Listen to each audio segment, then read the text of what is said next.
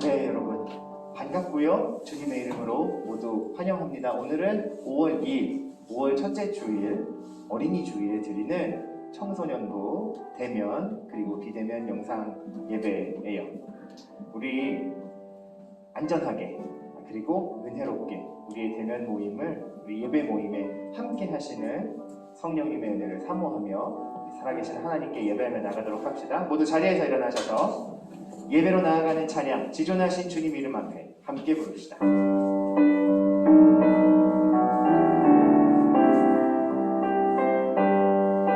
지존하신 주님 이름 앞에, 지존하신 주님 이름 앞에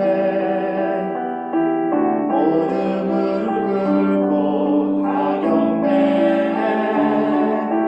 거룩하신 주님 보좌 앞에 엎드려 절하세. 예수는 그리스도, 예수는 그리스도, 예수는 주, 하나님의 영으로 경배드리. 예수는 그리스도. 한 번 더. 예수는 그리스도, 예수는 주,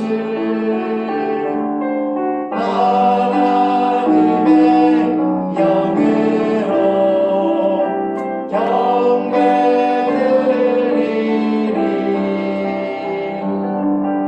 함께 사도신경으로 우리의 신앙을 고백합시다. 나는 전능하신 아버지 하나님 천지의 창조주를 믿습니다. 나는 그의 유일하신 아들 우리 주 예수 그리스도를 믿습니다. 그는 성령으로 잉태되어 동정녀 마리아에게서 나시고 본디오 빌라도에게 고난을 받아 십자가에 못 박혀 죽으시고 장사된 지 사흘 만에 죽은 자 가운데서 다시 살아나셨으며 하늘에 오르시어 전능하신 아버지 하나님 우편에 앉아 계시다가 거기로부터 살아있는 자와 죽은 자를 심판하러 오십니다. 나는 성령을 믿으며 거룩한 공교회와 성도의 교제와 죄를 용서받는 것과 몸의 부활과 영생을 믿습니다. 아멘. 모두 자리에 앉아주시고요. 오늘 예배를 위해 전영수 선생님 기도 인도해 주시겠습니다.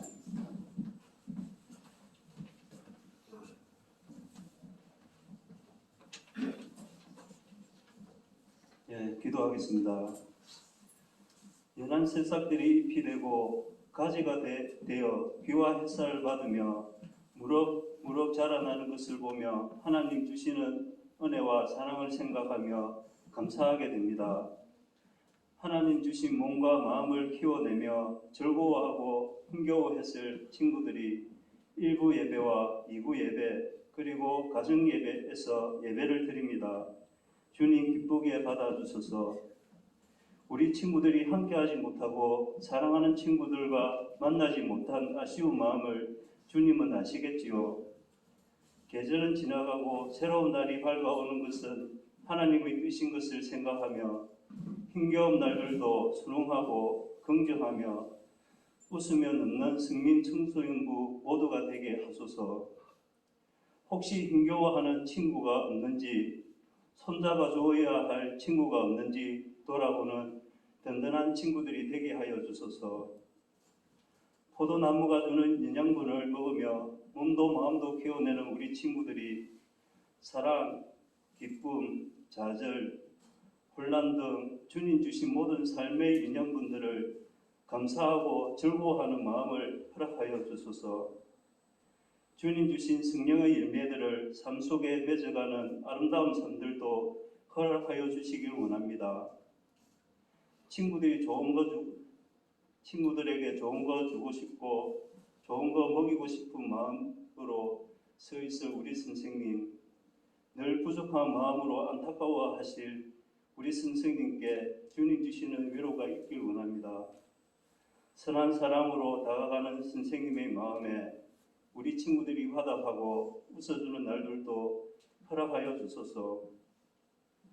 모두가 함께하지 못하는 날들이지만 하나님을 통해 하나 되게 하시고 우리가 서로를 더 귀하게 여기길 원하며 그 마음을 소중히 만들어가길 힘쓰시는 목사님, 두 손 모아 기도하신 목사님께 주님 주시는 은혜와 사랑이 가득하길 기도합니다. 이 시간 목사님 주시는 말씀을 따라 우리의 믿음이 자라나게 하시고 감사함으로 받아 누리는 삶을 통해 주님의 은혜를 받아 누리는 청소년부 모두가 되길 바라며 예수 그리스도 이름으로 기도드립니다. 아멘.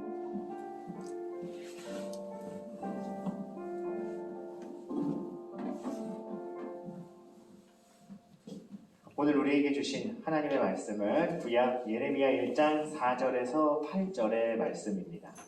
예레미야 1장 4절에서 8절의 말씀. 자, 우리 모두 자리에서 일어나셔서 살아계신 하나님의 말씀을 함께 한 목소리로 읽겠습니다. 4절부터 8절 시작. 여호와의 말씀이 내게 임하니라. 이르시되 내가 너를 모태에 짓기 전에 너를 알았고 내가 배에서 나오기 전에 너를 선별하였고 너를 여러 나라의 선지자로 세웠노라 하시기로 내가 이르되 슬프도소이다. 주 여호와여 보소서. 나는 아이라 말할 줄을 알지 못하나이다 하니 여호와께서 내게 이르시되 너는 아이라 말하지 말고 내가 너를 누구에게 보내든지 너는 가며 내가 네게 무엇을 명령하든지 너는 말할지니라. 너는 그들 때문에 두려워하지 말라. 내가 너와 함께하여 너를 구원하리라. 나 여호와의 말이니라 하시고 아멘. 모두 자리에 앉겠습니다. 반주 선생님 오늘 말씀 듣기 전에 먼저 우리 너는 그리스도의 향기라나 예배자입니다를 그냥 잔잔하게 반주를 좀 깔아주시겠어요? 여러분 반갑습니다. 오늘은요 말씀을 듣기 전에 먼저 간단히 사회적 거리두기를 준수하면서 서로 교제하는 시간을 좀 가질 거예요. 오늘 말씀에도 보면 하나님께서도 우리를 모태에서 태어나기 전부터 아셨다. 그리고 나는 너를 계획을 가지고 지명하였다 라고 말씀을 해주셨는데 오늘 11시에 있는 중등부와 또 시간의 여건이 허락되는 고등부 친구들이 함께 모인 예배자리에서 앞, 뒤로 혹은 양 옆으로 앉은 한 사람 이상의 사람과 지금 고개를 돌리고 몸을 돌려서 마주 보시고 서로 먼저 학년과 이름을 이야기해주고 물어주세요. 그러면서 만나서 반갑다. 하나님 은혜가 함께하기를 바란다라고 선생님들도 오랜만에 나온 친구들에게도 반갑네 언니야, 반갑네 서현아 하고 먼저 인사를 걸어주셔서 한 30초 정도만 짧게 서로 인사하고 통성명하고 교제하고 핸드피스트도 하고 서로 건강하고 안전하게 지내자 하는 교제 시간을 지금부터 30초간 가지겠습니다. 시작해주세요.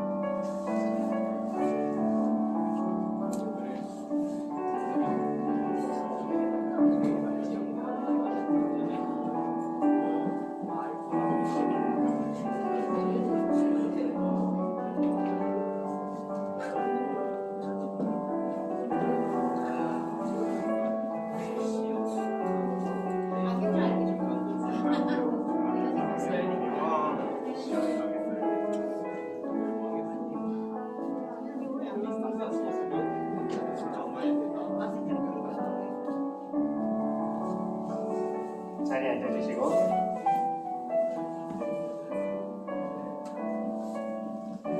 정민아 앞에 앉아있는 중3 형아 이름 물어봤어? 안 물어봤어? 저 형아 이름 서현이 형아야. 서현이 형아. 무섭게 생겼는데 하나도 안 무서워. 그래서 키가 엄청 많이 컸어. 서현아 뒤에 있는 애는 정민이야. 중2야. 이제 가연아 뒤에 앉아있는 언니야 이름 물어봤어? 안 물어봤어? 언니야 한번 봐봐줘. 언니야 고3 언니야. 이름이 예진이 언니야. 예진아 중2 가연이야. 빵 살짜리 동생이 있단다.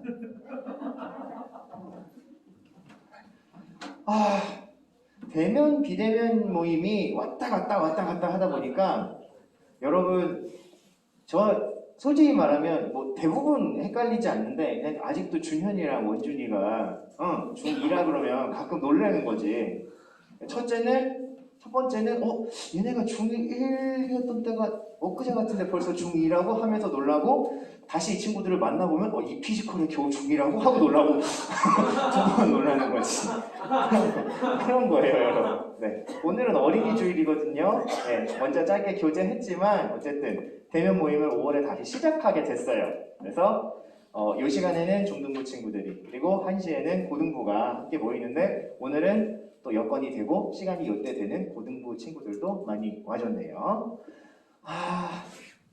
제가 작년 요맘때 무슨 일이 있었는지 캘린더를 좀 뒤적뒤적 해봤거든요. 작년 어린이 주일이랑 작년 어버이 주일에 무슨 일이 있었는지. 그랬더니 그때도 4월 26일부터 대면 모임을 재개했더라고요. 우리가 2월 마지막 주까지 모이고 3월 첫 주부터 비대면 모임으로 들어갔다가 8주 만에 4월 26일 부활절에 대면 모임을 하고, 그 다음 주부터는 다시 대면 모임을 하면서, 그때 제가 뭐라 그랬냐면 설교 시간에 이 사진을 보여줬었어요. 똑같은 사진이에요. 그러면서 그때는 뭐라 그랬냐면, 이게 불과 4개월 전이다. 믿어지냐? 1월 말이잖아요. 우리 내영나영 수련회 갔던 게. 진짜 그죠? 청년, 청소년, 연합, 우리 제주 성산교회에서 함께 했던 수련회가 여러분 무려 1년 5개월 전이에요. 이제 1년 5개월 전이에요. 이게 근데 시간이 진짜 아이러니한 게 2020년 1월부터 2020년 5월까지는 너무 긴 것 같았어. 근데 2020년 5월을 생각하고 2021년 5월을 생각하니까 여러분 느낌이 어때요? 1년이 지나간 것 같아요?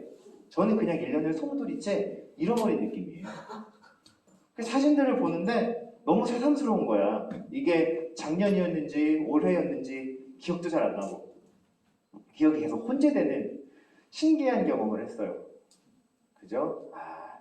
우리 저기도 제주 성안교회도 갔었고, 같이 식당에서 밥 먹고 집회도 하고 서로 교제도 했었는데, 그러다가 불과 한 달여 만에 전면 비대면 예배로 돌아갔었죠.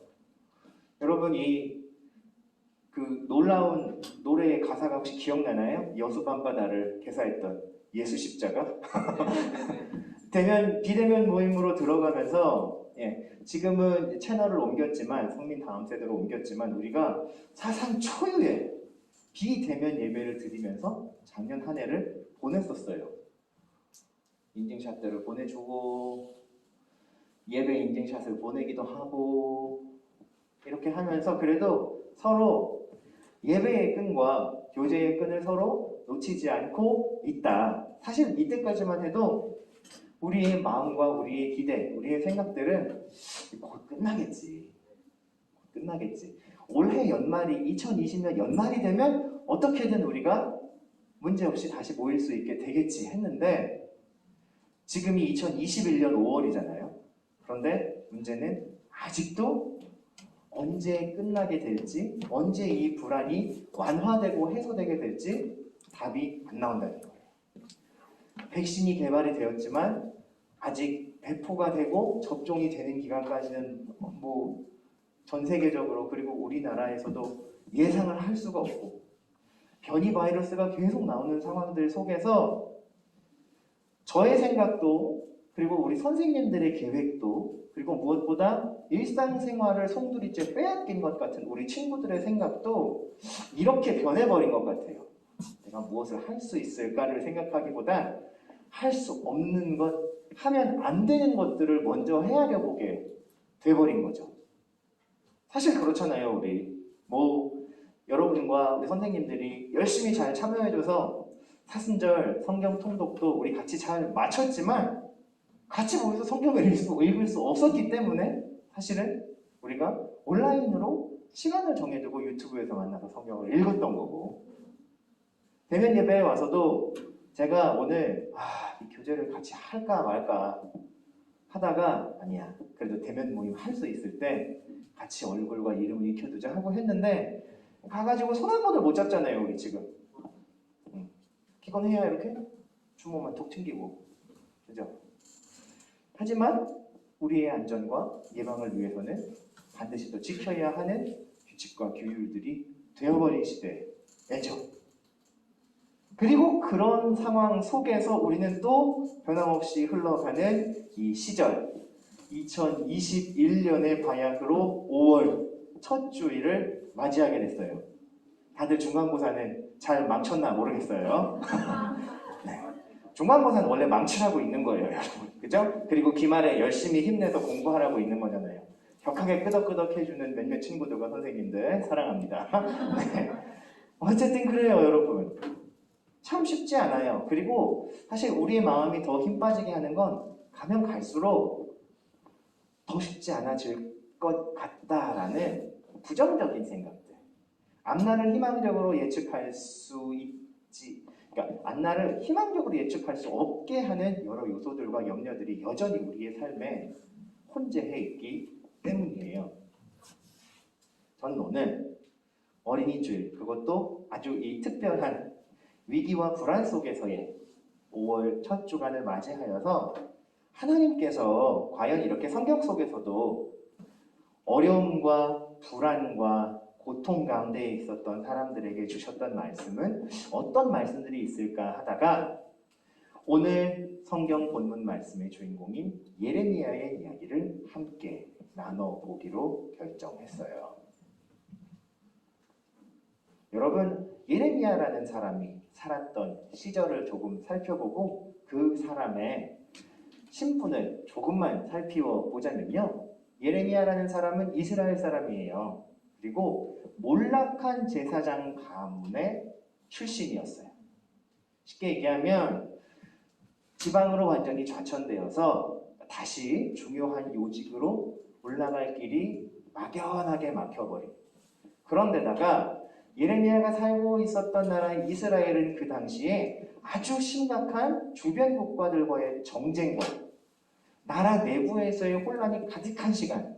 여러분, 이스라엘은 사람이 세운 왕이 통치하는 나라이지만 그 왕이 나에게 조건이 있지 않고 하나님이 이 백성과 나라를 다스리신다라고 스스로 고백하는 하나님의 통치를 인정하는 국가였어요. 이해하시겠어요? 사람에게 기름을 부긴 했어. 근데 그리고 사람들이 왕을 추대해. 그런데 그 모든 과정 속에서 사람들이 이 사람이 적합하니까, 이 사람이 우리보다 뛰어나니까 우리의 왕이 될 수 있어가 아니라 하나님이 이 사람을 지명하셨고 우리의 대표자로 삼으셨으니 우리가 하나님 뜻을 따르는 이 사람을 왕으로 섬긴다 라고 합의해요. 기름 부음 받은 왕도 마찬가지야. 내가 비록 왕으로 뽑혔지만 우리나라의 진정한 주인, 온 땅을 다스리시는 분은 하나님이시다. 그래서 이스라엘은 굉장히 독특한 왕정 체제를 가지고 있었어요. 이른바 신정국가. 왕이 있지만 왕과 모든 백성과 나라 전체가 하나님의 통치하심을 받는다. 신진자, 그리고 정치정자, 다스릴 정자, 신정, 하나님이 다스리신다 라는 국가의 체제를 가지고 있던 곳이었어요. 문제는 모든 왕과 모든 시대의 이스라엘 백성들이 반드시 그런 생각과 그런 태도를 가지고 있지는 않았다는 데 있죠. 왕들이 스스로 타락한 길을 걷게 되거나 백성들이 우상신과 다른 이방의 신들을 섬기며 하나님을 멀리하게 되면 그들의 나라들은 하나님께로부터 멀어져 가고 다른 나라의 우상들과 다른 나라의 권력과 군사력들을 의지하게 되는 잘못된 길, 죄를 범하게 되었던 거예요. 그 상태가 얼마나 극렬했냐 하면 실제로 예레미야가 선지자 활동, 하나님의 말씀을 받아 살아가던 활동을 하던 중에 예루살렘 왕궁이 함락되고 바벨론 군대가 쳐들어와서 나라를 완전히 그거 해버리는, 식민지 삼아버리는 사건이 일어나게 되죠. 예레미야는 이런 상황에서 하나님의 말씀을 받았어요. 근데 하나님의 말씀이 강렬했어요. 잘못 가고 있는 길을 돌이키지 않으면 하나님께서는 너희들이 아무리 하나님 약속을 받은 백성이라고 해도 가만두시지 않을 것이다. 이방 군대를 도구로 들어 쓰셔서 완전히 망하게 하실 것이다. 근데 문제는 이런 말씀을 어제까지 자기와 함께 동고동락했던 자신의 동족들, 백성들, 친구들, 친지들, 가족들에게 선포해야만 했었다는 거죠. 당연히 예레미야의 이런 선포들과 가르침들은 강한 반발에 부딪히게 되었어요. 예레미야의 말씀을 듣고 하나님을 찾는 사람들보다 하나님을 저주하고 예레미야를 저주하고 이상한 소리 하고 있어 이 사람 하고 아무도 그의 말을 듣지 않는 것 같은 사역의 실패를 거듭 경험했던 사람이었죠. 하지만 그럼에도 불구하고 하나님의 말씀 예레미야를 통하여 백성들에게 선포되었던 말씀은 그대로 이루어졌고 그 이후의 역사들은 우리가 알고 있다시피 예수 그리스도를 통한 온 세계와 온 사람의 온 하나님의 백성들의 회복으로 이어지게 되었거든요. 자, 그런데 오늘 예레미야 1장 4절에서 8절의 말씀을 보면 하나님께서 바로 이 고통과 고난과 어려움의 상황 속에 있었던 예레미야라는 사람을 찾아오셔서 그를 부르시는 말씀과 그가 하나님께 처음 보였던 반응이 기록되어져 있어요. 여호와의 말씀이 내게 임하매 라고 하시면 하나님이 예레미야를 부르세요. 내가 너를 엄마 뱃속에서 태어나기 전부터 나의 선지자로 계획했고 너를 통해서 내 백성 이스라엘에게 전할 말들을 준비해 놓았다. 예레미야는 그 말을 듣고 내심 놀라고 기쁘기도 했지만 그런 마음들보다 자기가 할 수 없는 일들, 지금 이 상황에서 해도 소용없는 일들에 대한 생각들이 강하게 몰려옴을 느끼게 됐어요. 그래서 예레미야는 하나님께 이렇게 고백해요. 슬픕니다, 하나님. 저는 아이 같은 존재라 아무것도 할 수가 없습니다. 나라는 명운이 꺼질락말락하는 절체절명의 위기 앞에 놓여 있고 공동체의 신앙도 이미 하나님을 저버린 지 오래입니다. 사람들은 더 이상 하나님을 섬기며 깨끗하게 사는 삶을 복을 얻는 길, 하나님의 기쁘심을 얻는 길로 생각하지 않아요. 저는 그러한 이스라엘에서도 몰락한 집안에 아무도 찾아주지 않는 그야말로 이름뿐인 제사장입니다. 제가 뭘 할 수 있겠습니까? 제게 이러지 마세요. 저 섭섭해요. 많이 슬퍼요. 나는 아이라라는 예레미야의 고백에는 이런 복잡하고 깊은 슬픔과 무기력감이 함께 주어져 있는 거예요. 그리고 거기에 대한 하나님의 응답, 사람의 반응에 대한 하나님의 응답이 다시 4절에서 8절 말씀에 이어지고 있어요. 쉽게 이야기하자면 하나님께서는 예레미야를 다시 강하게 부르시며 이렇게 말씀하세요. 아니, 겁내지 마. 내가 같이 있어줄게. 내가 도와줄게. 내가 너를 구원해주고 나의 구원이 너의 백성에게 임하는 걸 보여줄게.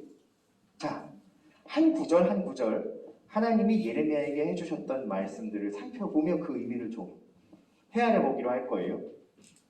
먼저 하나님께서는 예레미야를 처음 부르시던 구절에 이런 말씀을 하세요. 같이 읽어볼까요? 화면을 보고 시작. 내가 너를 모태에서 짓기 전에 알았고. 여러분, 이 말의 의미를 잘 살펴보면요, 하나님이 그의 인생을 계획하셨고 뜻을 두셨다는 말이에요. 이해가 돼요?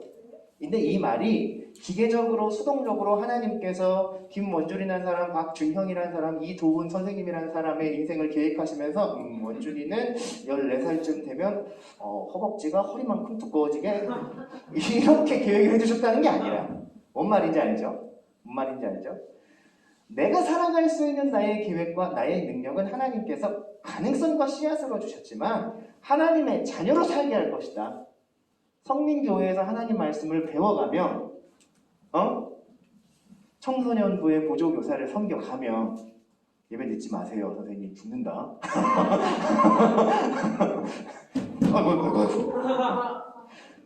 농담이에요. 아무튼 그렇게 하며 우리가 함께 하나님과 이루어갈 일들을 기대하신다는 뜻이에요. 그죠? 기계적으로 이런 일들이 막 딱딱 일어날 거고, 그렇게 되면 무슨 일이 일어날까, 여러분? 내가 그 일을 깜빡하고 하지 못하거나 내 능력이 미치지 못해서 그 일을 못하면 하나님이 우리 버리는 거야. 우리가 하나님 넋인 거거든. 그렇잖아. 근데 그런 식으로 우리의 삶을 계획하신다는 건 아니라는 의미예요. 모태에서부터 너를 알았고라는 뜻은 하나님이 우리의 삶에 하나님과의 만남을 통해 일어날 일들을 기대하시고 그 가능성들을 열어주셨다는 의미인데, 자 보세요. 인생을 살아갈 때 누구나 한 번쯤은, 아니 두 번쯤은, 아니면 그보다 더 많이, 와씨 마음대로 되는 거 하나도 없네, 이런 생각 하게 돼요, 안 하게 돼요? 건이 형 하게 돼요, 안 하게 돼요? 안 하게 돼요? 거침이 없어요? 하게 돼요. 그리고 그런 인생을 조금 낮게 비하해서 부르는 말이, 와 인생 막장이네. 이 막장이 뭐냐면요, 여러분, 석탄캐고 연탄캐는 그 광산 밑으로 내려간 갱도를 막장이라 그래요. 거기는 햇볕이 안 들잖아. 공기도 없잖아. 그죠? 전구 불을 안 켜고 라이터 불을 안 켜면 빛이 안 들어오는 곳이야. 앞을 알 수가 없이 깜깜하다는 뜻이에요. 그런데 하나님께서 모태에서 짓기 전에 너를 알았다라는 뜻은 뭐냐면요, 앞이 아무것도 안 보이고 알 수도 없고 내 뜻대로 되는 일 하나도 없는 막장 인생이라는 의미가 아니라, 잘 보세요, 똑같은 의미인데 막과 장이 있는 명작으로 우리의 삶을 계획하셨다는 의미예요.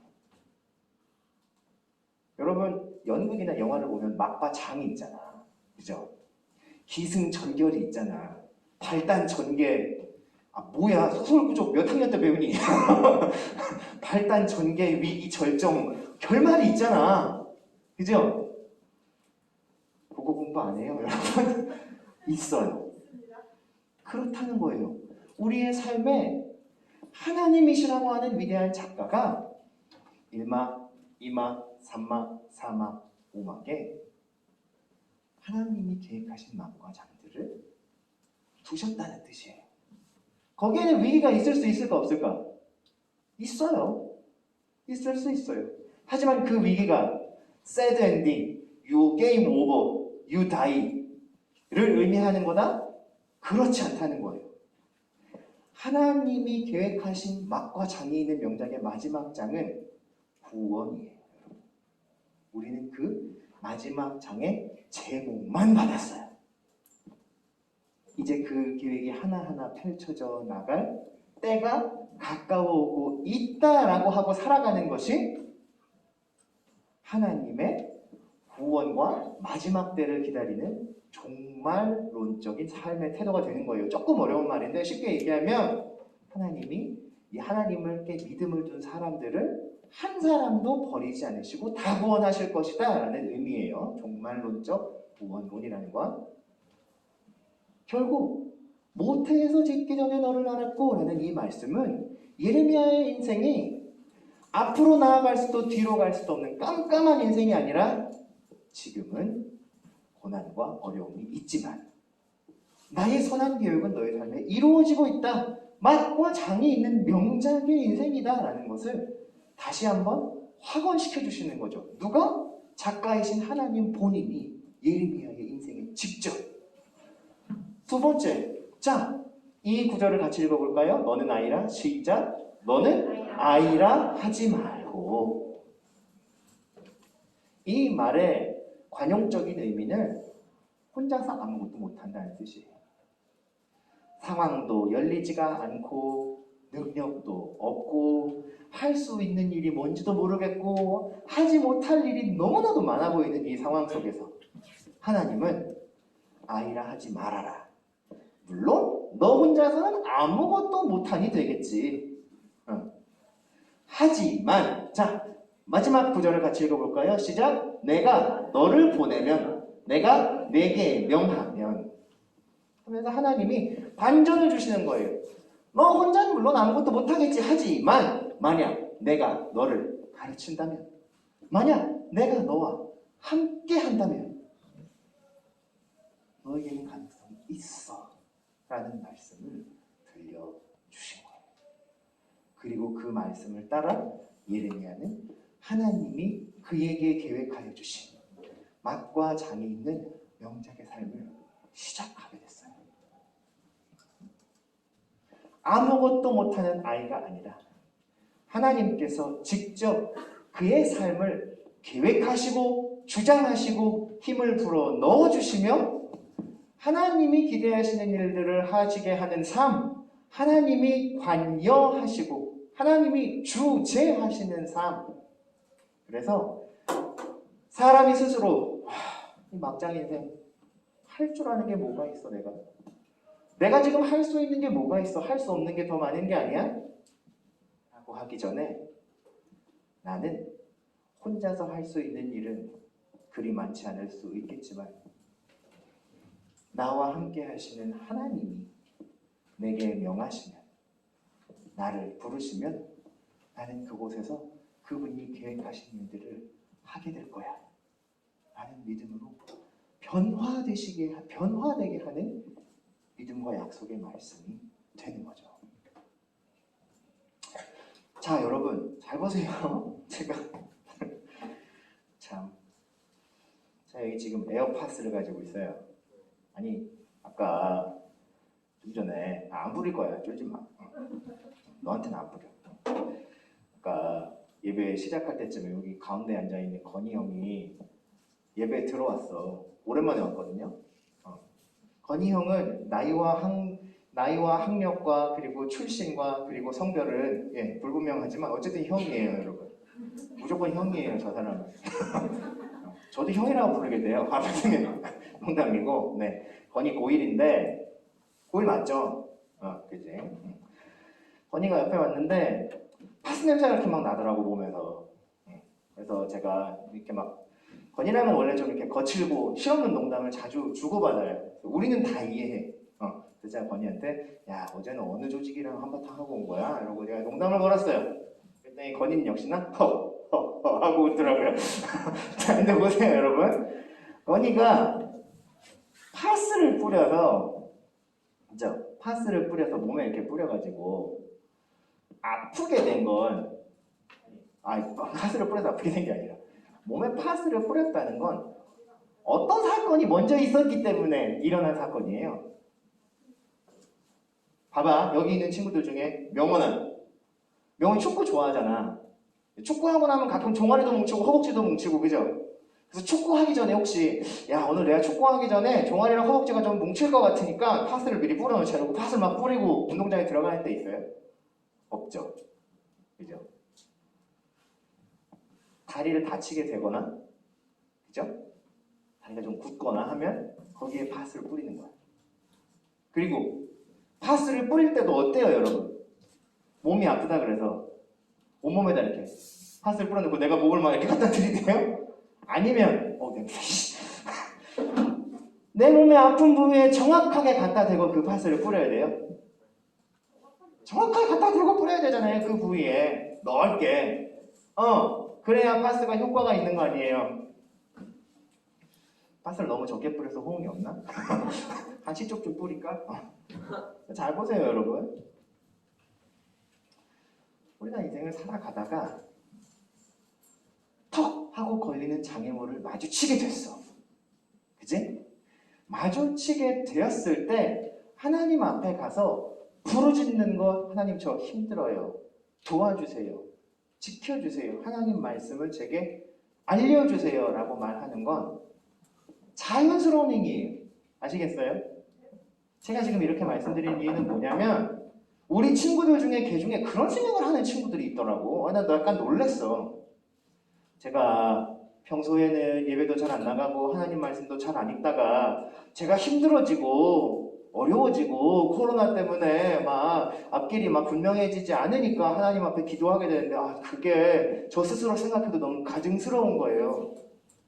그럴 줄 알았으면 좀 평소에 잘 하든가. 하지만 여러분 다쳤을 때 거기 약 바르고 의사에게 가서 다친 부분 보여주는 건 가증스러운 게 아니에요. 내 삶을 빨리 고쳐야 될 거 아니야. 하나님 도와주세요. 하나님 말씀을 저에게 주세요. 알려주세요. 라고 기도하고 구하는 건 당연한 거라고. 근데 봐봐, 하나님의 말씀을 사람이 평안할 때나 형통할 때나 힘들고 고난 가운데 있을 때나 하나님의 이름조차 부르기 힘들 만큼 절체절명의 위기의 순간에 있을 때나 그 각각의 상황에 맞게 주시는 말씀들이 있죠. 그렇죠? 그러면 파스를 몸의 아픈 부위에 잘 갖다 대고 뿌리듯이 지금은 알 수 없는 앞일과 우리의 미래를 하나님 앞에 분명히 맡겨드린다라고 고백해야 되는 거 아니에요? 여기 있는 친구들 중에, 선생님들 중에 앞일에 대해 전 별 걱정도 없고 불만도 없어요. 될 대로 되겠죠.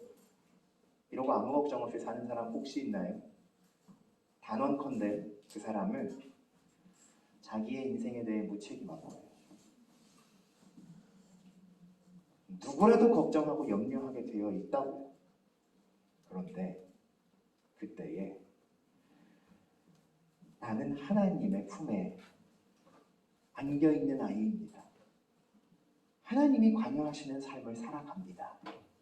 하나님, 저의 미래에 말씀을 주세요. 저의 미래가 이 막장 같은 상황 속에서도 소망을 잃지 않고 살아갈 수 있는 약속의 말씀을 주세요. 내가 너와 함께하고 너에게 명하는 것, 너에게 행하라 하는 것들을 알려주겠다.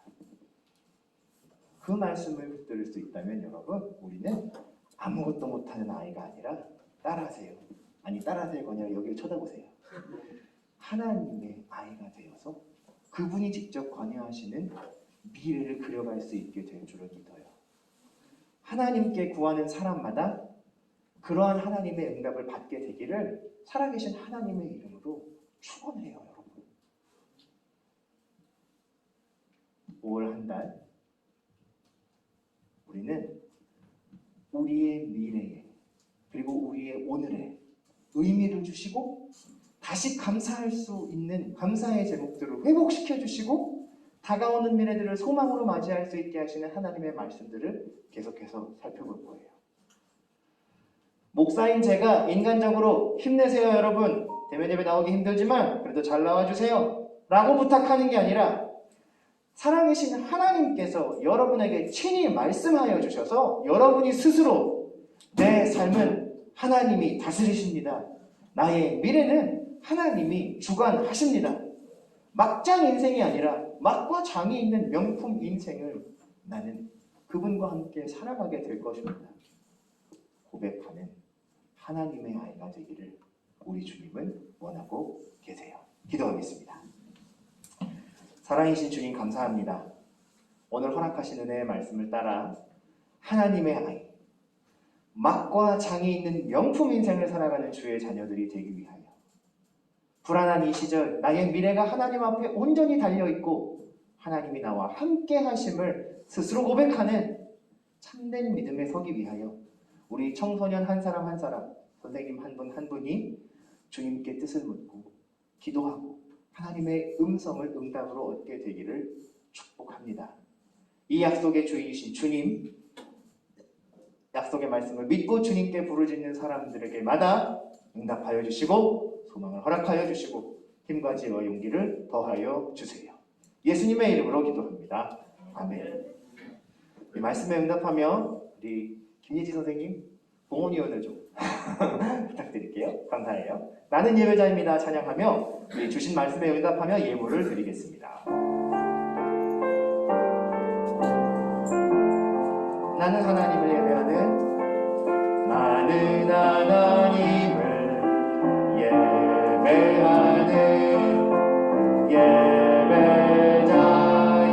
예배자입니다. 내가 서 있는 곳 어디서나 하나님을 예배합니다. 내 영혼 거룩한 은혜를 향하여 내 마음 완전한